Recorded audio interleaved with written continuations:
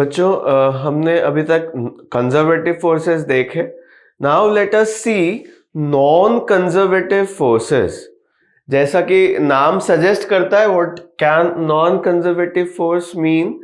That the conservation of energy is not followed when these forces are acting in a system. Okay, तो सबसे पहले let us read a statement about them and then we'll discuss them in detail. क्या कहता है? Force is said to be non conservative if work done by the force in moving a body depends on the path between initial and final position. कहने का मतलब क्या हुआ कि अगर बॉडी को एक जगह से दूसरी जगह ले जाने पर जो वर्क डन है वो पाथ पे डिपेंड कर रहा है, work done of that force is dependent on the path, then we say that that type of force is not conservative। ठीक है, तो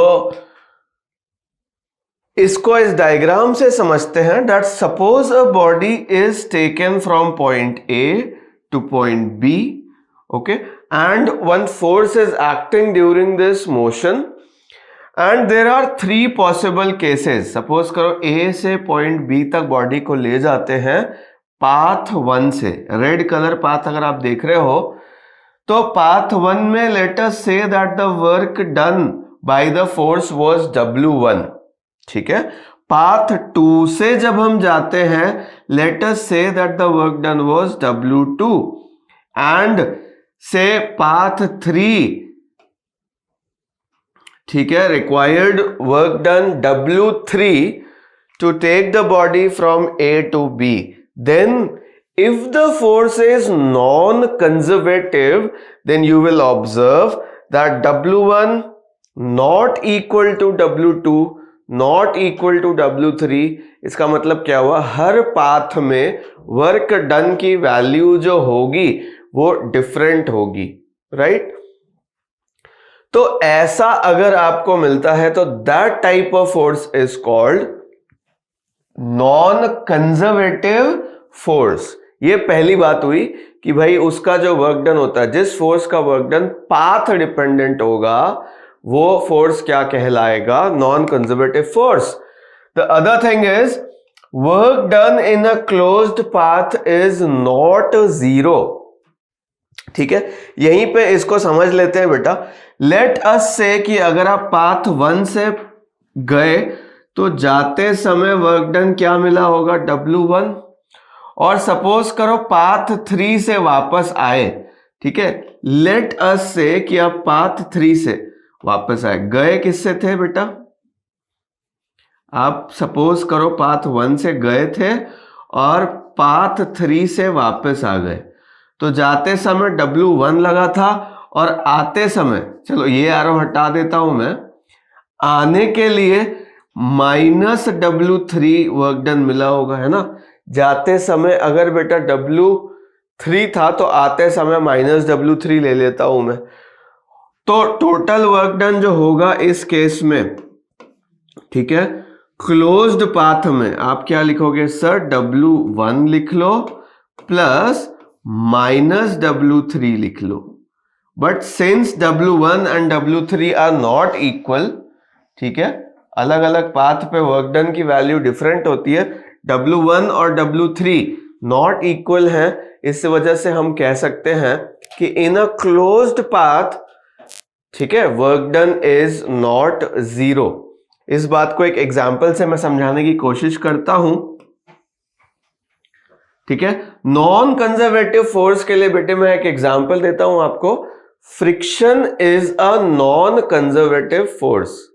तो इस बात को समझते हैं कि भाई उसका वर्क डन क्लोज पाथ में जीरो कैसे नहीं होता। बेटा सपोज करो this is a block and it is moving in this direction, ठीक है। फ्रिक्शन विल एक्ट, अगर ये डिस्प्लेसमेंट एस राइट साइड में जाता है और फ्रिक्शन ऑपोजिट है, तो A टू B, सपोज करो बेटा इनिशियल पोजीशन A से पोजीशन B पे जाने में वर्क डन अगर मैं लिखूं तो A टू B कैसा होने वाला है? वर्क डन नेगेटिव होगा। वर्क डन कैसा होगा बेटा? नेगेटिव होगा, क्योंकि बॉडी इधर जा रही है और फ्रिक्शन उसके ऑपोजिट लग रहा है। ठीक है, तो इस डायरेक्शन में जाने में वर्क डन कैसा आया? नेगेटिव आ गया। नाउ लेट अस से कि अब बी से वापस ए पे जब बॉडी आती है उस समय मैं वर्क डन का नाम क्या लिखता हूं? WB/A।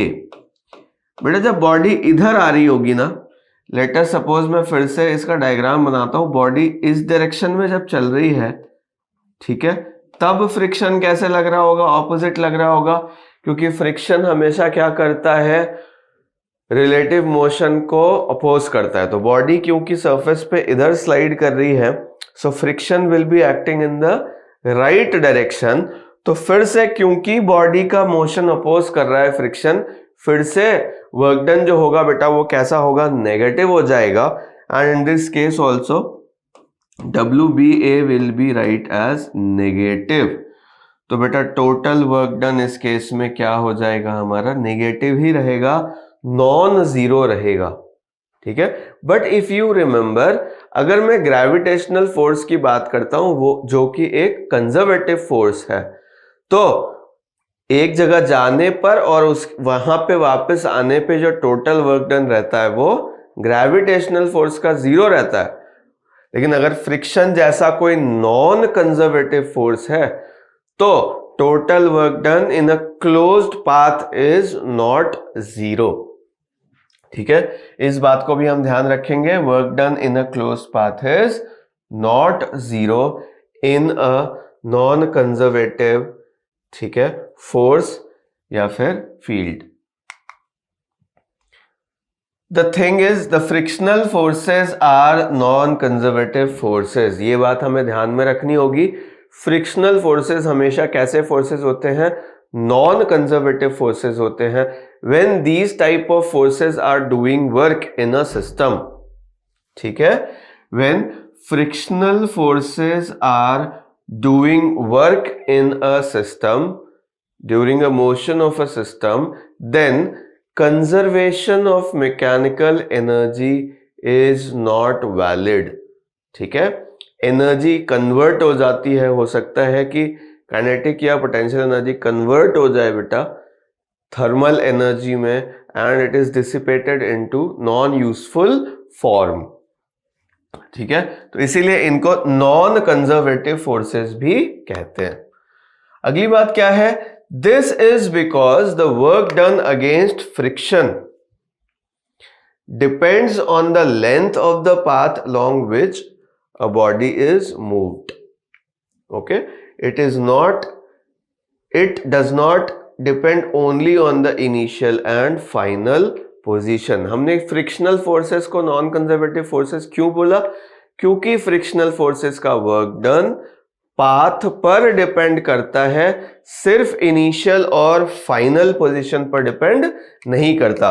जैसा कि अभी हमने थोड़ी देर पहले इस एग्जाम्पल में देखा था कि जब बॉडी ए से बी तक जा रही थी तो भी वर्क डन कैसा आया था? नेगेटिव आया था।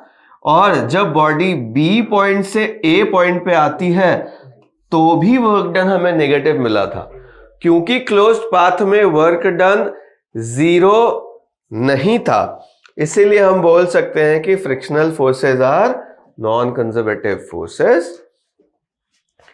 ठीक है, अगली बात क्या आएगी कि note that work done by frictional force in a round trip is not zero. तो ये बात हमने पहले भी कर रखी है, तो उसी बात को यहां पे रिपीट कर दिया हमने। Next thing is velocity dependent forces such as viscosity forces. ठीक है, विस्कस फोर्स जो लिक्विड की लेयर्स के बीच में लगता है वो क्या है? एक नॉन कंजर्वेटिव फोर्स है। एयर रेजिस्टेंस कैसा फोर्स है? एक नॉन कंजर्वेटिव फोर्स है। तो जो भी फोर्सेस किस पे डिपेंड करते हैं? वेलोसिटी डिपेंडेंट होते हैं बेटा। वो फोर्सेस क्या होते हैं? नॉन कंजर्वेटिव फोर्सेस होते हैं। And in these cases, the work done is dependent on the path also, and not only on the initial and final position.